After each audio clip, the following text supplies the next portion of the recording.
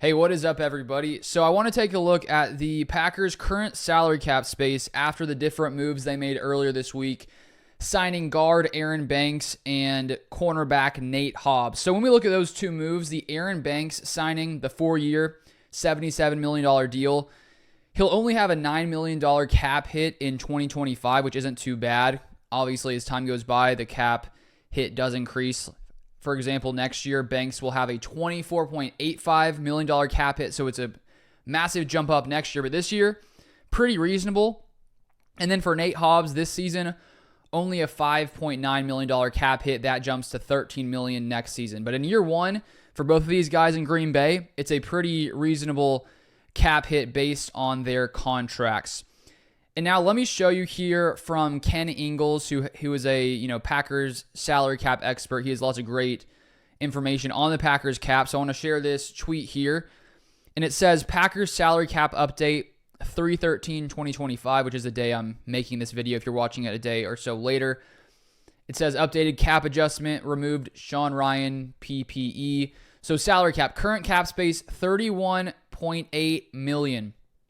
After draft cap space, $29.4 million. Then it says effective cap space regular season, $15.7 million. So I assume that the effective cap space just sort of takes up all the other random charges and things the Packers have to keep in mind as they head into the regular season. But basically, when you look at that right now, when you compare it to the rest of the NFL, looking at overthecap.com, the Packers are currently 15th in available cap space per over the cap. And so I think the question is, with these two moves the Packers have made and with the current salary cap situation, do they have enough space if they want to make other moves? And I think the answer is 100% yes. Obviously, it depends on the kind of moves they want to make. If they, were to want to go and make some kind of big splash move and trade for someone who's going to, need a lot of money or a new contract, it's going to be clearly more expensive on the cap. But there's no doubt the Packers still have space if they want to make some more moves. But there is one thing to keep in mind, and this is also from Ken Ingalls, which this is pretty interesting. He says, 2026 Packers salary cap preview. The team has more cost on the books next year with 29 players than they do this year with 70 players. And that's before the draft. Not great.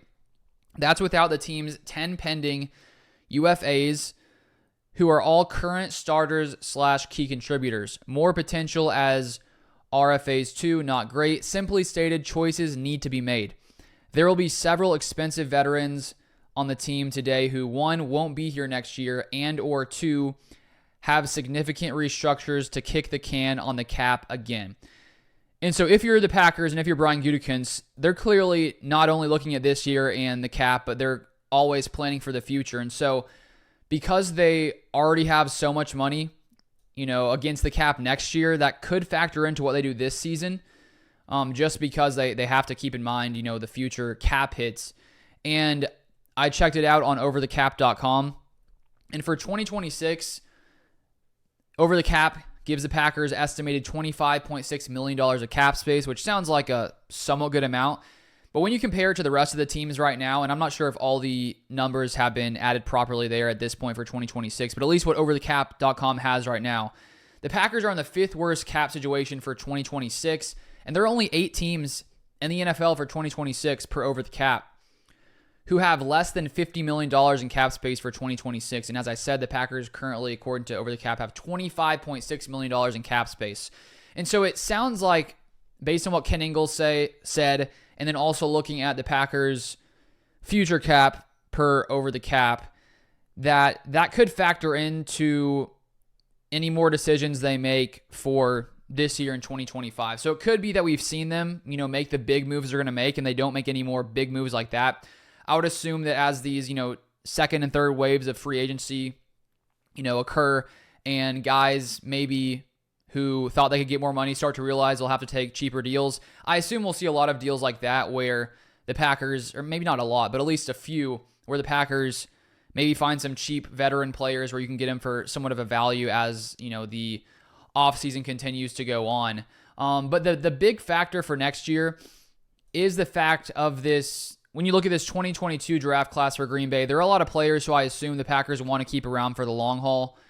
And those guys currently aren't even factored into the 2026 cap situation because they're not on that roster, or 2026 because they haven't been signed to new deals yet. So that's where it gets complicated here, which could keep the Packers from making more big moves, even though they have some space right now, because the cap does carry over when you have extra cap space from one year to the next.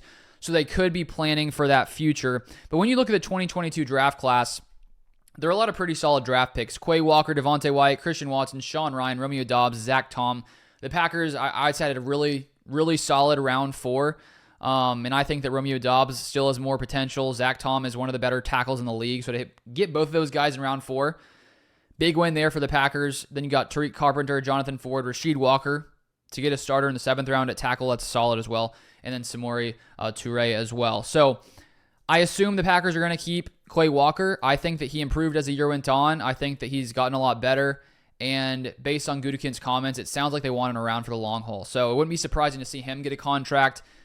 One of those guys, first rounders, could get the 5th-year option. I think it would make more sense for Devontae Wyatt, just because when you look at those specific numbers, it's a little more reasonable in my mind to give Wyatt the 5th-year option if they decide to do that.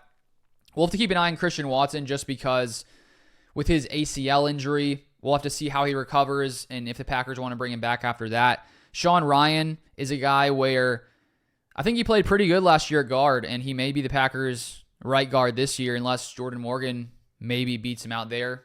Maybe Jenkins goes to right guard. I don't really know. There's so many things that could switch around with the Packers' offensive line.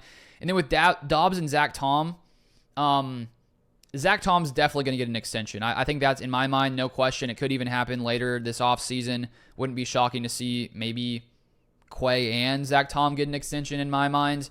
We'll keep an eye on Doubs, and then a few of these other guys is something to watch as well. So basically the point, bringing it back to the salary cap, is the Packers have a lot to plan for 2026. So that could hold them back from making any kind of big-time moves now, even though they technically can.